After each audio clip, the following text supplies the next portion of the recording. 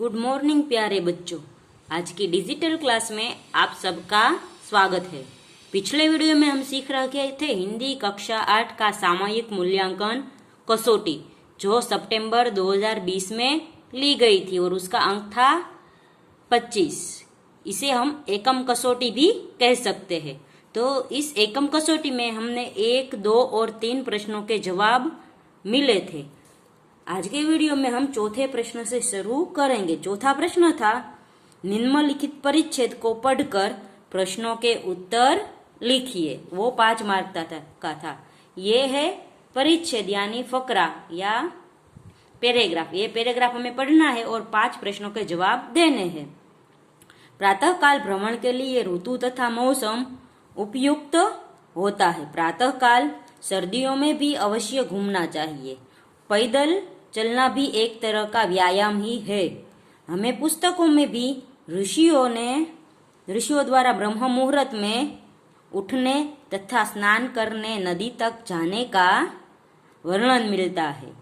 प्रातःकाल उठने तथा भ्रमण करने से मनुष्य स्वस्थ, बलवान तथा बुद्धिमान बनता है।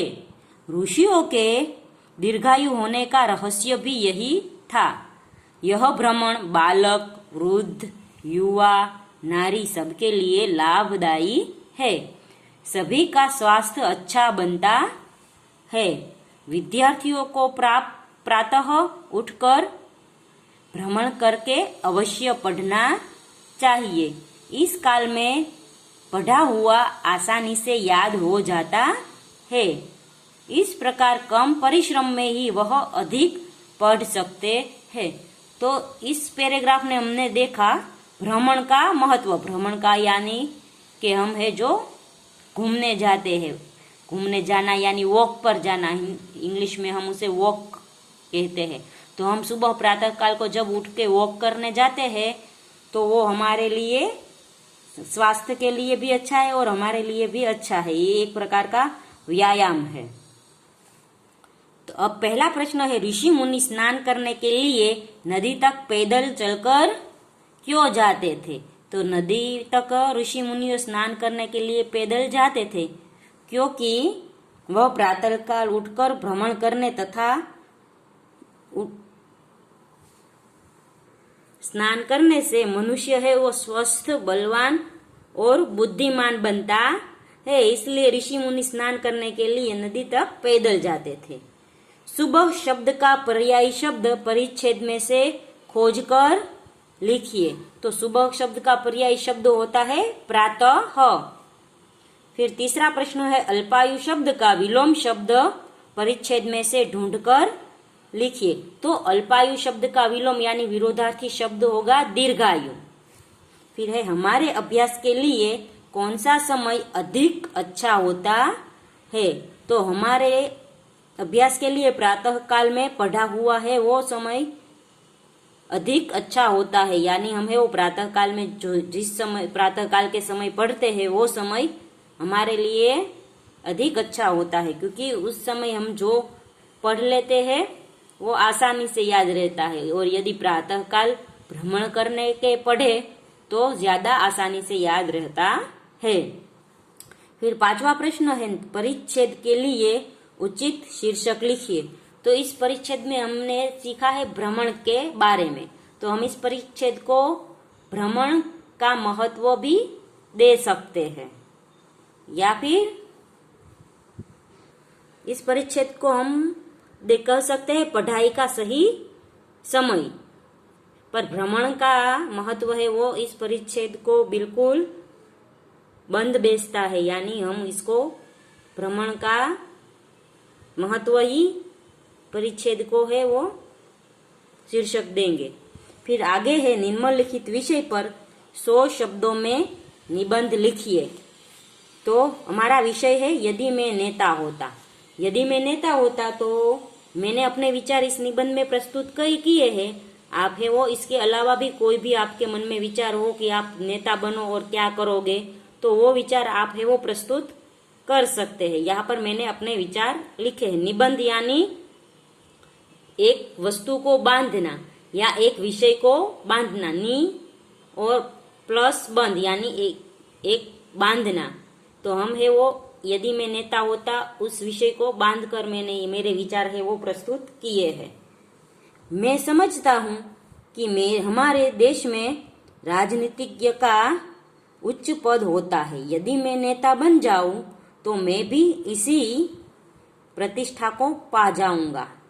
यदि मैं भारतीय नेता होता तो मैं सबसे संतुष्ट व्यक्ति होता। मैं लोगों के कल्याण के लिए सर्वश्रेष्ठ कार्य करता। मैं अपनी सेवा न कराकर जन की सेवा करता। मेरी प्रथम प्राथमिकता श्रमिक वर्ग को समाज में उच्च स्थान दिलाने की होती। वे ही मुझे सबसे अधिक सम्मान देते। इसी समय भारत के नेताओं की छवि किसी से नहीं छिपी। यदि मैं नेता होता तो सर्वप्रथम लोगों के मस्तिष्क से यह शंका दूर करने का प्रयास करता कि नेता बुरे होते हैं, किसी का भला नहीं सोचते, सिर्फ अपना ही भला सोचते हैं। यदि मैं नेता होता अपने अधिकारों का प्रयोग देश के व जनता के हित में करता। मेरा प्रथम लक्ष्य समाज में व्याप्त बुराइयों को दूर करना होता। समाज में भाईचारा बनाने का प्रयत्न करता। मैं जब जनसमूह का